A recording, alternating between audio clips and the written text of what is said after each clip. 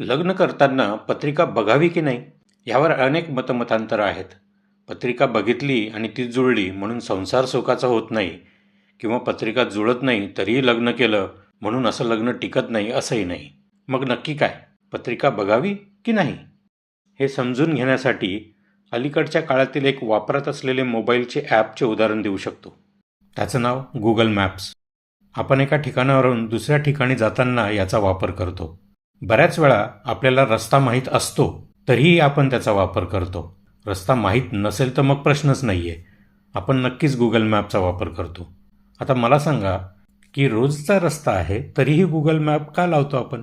तर आपल्याला किती वेळ लागेल, किती रहदारी आहे, किंवा योग्य मार्ग कुठला ही माहिती मिळते. बरं, मॅप लावला नाही तर आपण इप्सित स्थळी पोचणार नाही असं आहे का? तर नाही, आपण थोड्याफार वेळाच्या फरकाने पोचणारच. दुसरं म्हणजे आपण मॅप लावला म्हणजे आपल्याला अपघात टाळता येईल का? तर नाही, अपघात होणे किंवा न होणे हे आपल्या आणि समोरच्याच्या गाडी चालवण्यावर अवलंबून असते.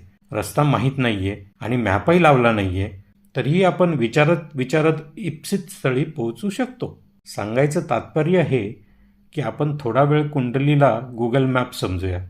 आता विचार करा की कुंडली जुळली आणि लग्न केलं तर घरात वाद भांडणं होणार नाहीत का? तर नाही, ते होणारच. कदाचित ते भांडण विकोपाला जाऊन घटस्फोटही होऊ शकतो. पण कुंडली आपल्याला एक मार्ग नक्कीच दाखवते की त्या दोन व्यक्तींची एकमेकांची पूरकता किती आहे.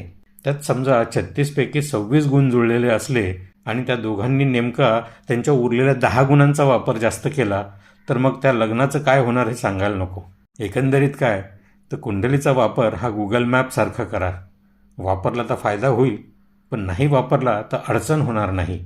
आणि अपघात, घटस्फोट, अवेळी मृत्यू या सगळ्या गोष्टी वैयक्तिक सवयी आणि आचरणावर अवलंबून असतात, किंवा त्या प्रत्येकाने आपापल्या कर्माने स्वतःवर ओढून घेतलेल्या असतात. बघा, पटतंय का?